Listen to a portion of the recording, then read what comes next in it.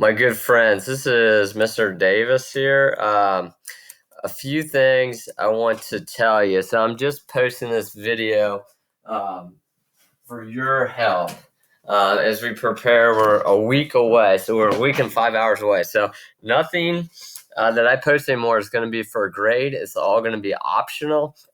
I'm probably going to post ed puzzles still and assign them to you, but do not think that your grade is going to suffer. Everybody got a good grade in here, which is awesome for you guys. You take an AP class and just knock it out of the park and get about 100 or so. That's awesome. So good for you. You worked hard. I'm really proud of you guys. I just want you to know that. Um, I've asked you to do a lot more than any of my other classes, and I know some of you guys had me twice, so it might be like, oh, I got to watch two ed puzzles today. Mr. Davis, boring, boring, boring. But I just want to let you know that I appreciate your hard work. I think it's going to be really, really a tough exam, and I pray for you guys every day, and I want you to do your best. If we don't cross the finish line, getting that gold medal of college credit, I hope at least you become better writers. It will make you better. Next year, you're going to get six credit hours from Mr. Goller. Every one of you should go on to Mr. Goller's class and take the dual credit. And who knows, there might even be a AP European class offered when you're seniors. But I love teaching you guys. You guys have made me a better teacher. I hope in some crazy way I made you better students. And I hope I taught you the value of working hard, because if you work hard in life, you're going to set yourself up in life far ahead of your peers, because hard work is something that it's kind of a dying trait these days. People don't want to work hard. They want things to come easy. And you guys worked hard in here. And so if you don't cross the finish line, like I said, with that gold medal, hopefully you learn the value of hard work. And certainly, unfortunately for you guys, I'm going to be a better teacher, just like my first year coaching track. My second year, I was a better track coach. When I coached track, we weren't very good our first year. Or the next year, we got a little bit better. We were only 2 points from winning the region. My third year, we won the region, and my fourth year, we won state. So, and it's because the kids learned how to work hard, not because I got a better coach, but you just learned some things along the way. So, I'll be a better teacher next year.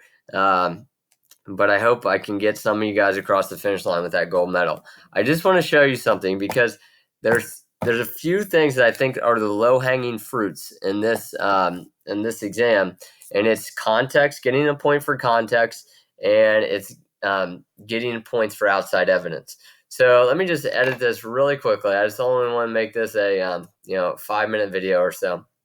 So I just want to say, like, some things that you might see on your exam. Well, they'll ask you, explain the cause, or they compare and contrast two empires, or two trading networks, or two governing styles. Compare the cause, like how did the Spanish cause change in Latin America?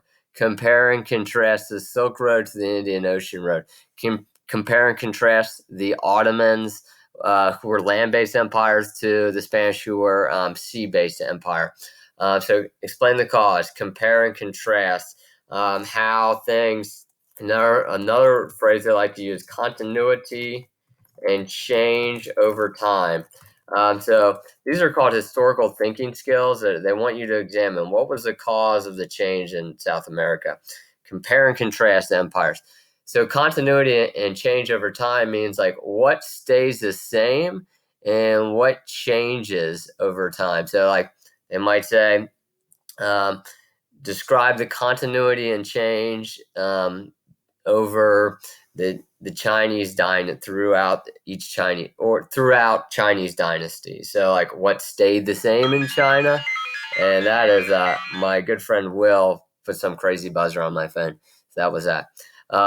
so what stayed the same in China throughout dynasties, and what changed throughout dynasties? So what stayed the same could be civil service exams. It could be Confucianism principles. What changed over time in China is that some empires focused on trade, some empires focused on keeping outside invaders out. There was even a Mongol dynasty. So these are kind of three of the things you might see in your prompt. Explain the cause, compare and contrast two different things, and what was the continuity and change over time. It's called historical thinking skills. Okay, so I just want you to be prepared for seeing something like that. So some other things I want to tell you is you are more than likely going to get each one of you guys could get a different prompt. The AP Euro exam, they had 4 different prompts out there. So what they said is that they were worried about cheating and people getting in groups and just trying as a class to dominate an essay. So they sent 4 different prompts out there. Meaning if Sally is talking to Susie, trying to get help on her essay, Sally and Susie, very likely that they're going to have, is more likely than not that they're going to have different essays. And you just wasted 2 minutes texting Sally about her essay and then figuring out, shoot, we have different ones. Okay, so don't really be in groups chatting about this. But outside evidence, you can tie almost anything to your essay, to your argument. It's got to be somewhat related to the prompt, and you got to argue with it. Like I've talked about outside evidence ad nauseum a lot, and and you have to argue with it. So like you're lawyers here, so don't say this is a knife. Okay, you would say this is a knife which has the suspect's fingerprints on it, which clearly indicates he caused the crime. Okay, so you got to argue with outside evidence.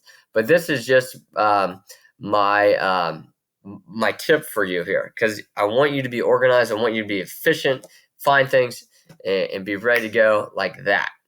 Because these slides have tons of information. So I might recommend you having a second laptop up while you have this, or you can print out all your notes and be ready. But if you have a second laptop, it could be helpful during this exam. And let me tell you how. So say you get, this is Unit 5, and say the thing is about enlightenment, and they're talking about how did the Enlightenment differ between men and women.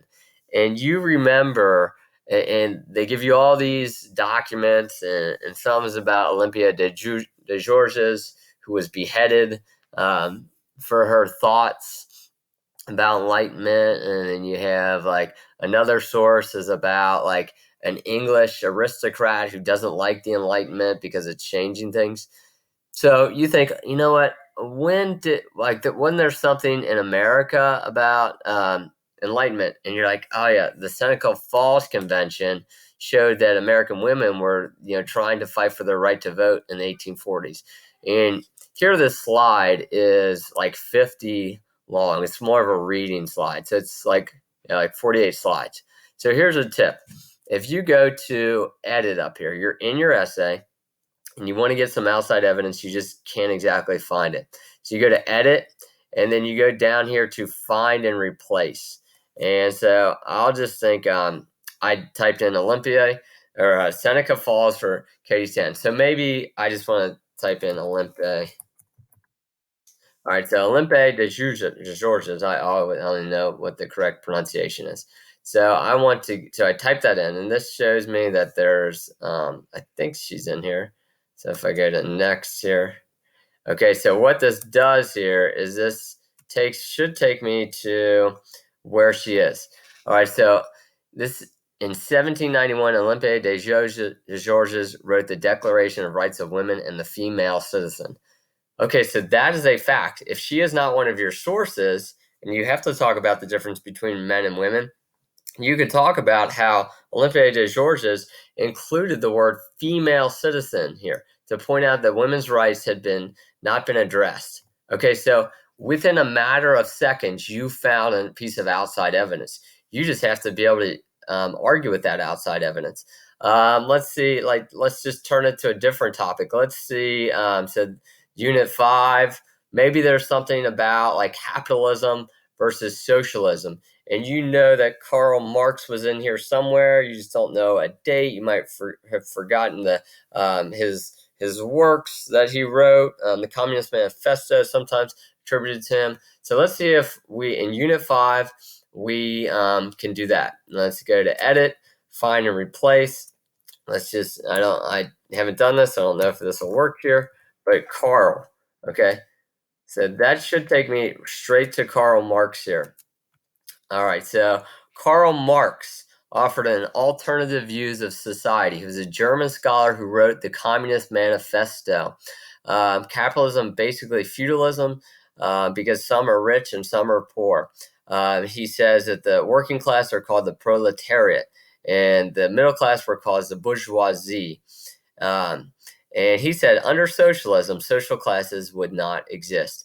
Okay, so tons of outside evidence just right there, and you found that in 30 seconds. You just have to be thinking, okay, what is the time period? Okay, the time period is 1450 they're talking about. Well, that means that it's got to be either Unit 3 or Unit 4. So let's just have me run through this really quickly. Let's say, and I have thousands of emails here. Let's say you're in your AP document. I want to go to Unit 4. I'll have a 1,000 things here in here. Unit 4, and my computer slowing down. All right, so Unit 4 review. Okay, so Unit 4 was the maritime empires. And they're talking about, say we get how did the Spanish change Latin America? And I know that like Christianity is going to be a big topic there. So let me just go to edit and go to find and replace. And let's see anywhere they talk about Christianity. We have 4 times, 4 different slides. So let's go to the first slide. Okay, so I'll just get out of this for a second. Well, I can just exit out of there. All right, so the 3 G's, God, gold, and glory. And then you can read about this. No nation supported exploration as heavy as Portugal. Let's see. Where it talks about Christianity. Italy controlled waterways between Europe and Asia, which meant they controlled the flow of goods. This encouraged Spain and Portugal and France to search for new routes to Asia. European dominance. European dominance and new places to spread Christianity. So that is their motive. So the 3 G's, God, gold, and glory. I go back up here, and it should just keep up my last Christianity. Let's go to the next one. Okay. And next time they talk about Christianity, let's see what they're saying here. We know that they sent missionaries. Missionaries were people that they weren't conquistadors. They were like the soft hand. It was like good cop, bad cop. Missionaries were the good cop. And they were supposed to Christianize the natives. And you could say not only were the Spaniards doing this, but also the French, who were a Catholic nation, were sending missionaries to try to convert the natives to Christianity. Go to edit, find, and replace again. Let's go to the next time we see it. Okay, so this looks like something here. We see that you can, if you compare and contrast, how do they try to spread Christianity throughout the whole entire world?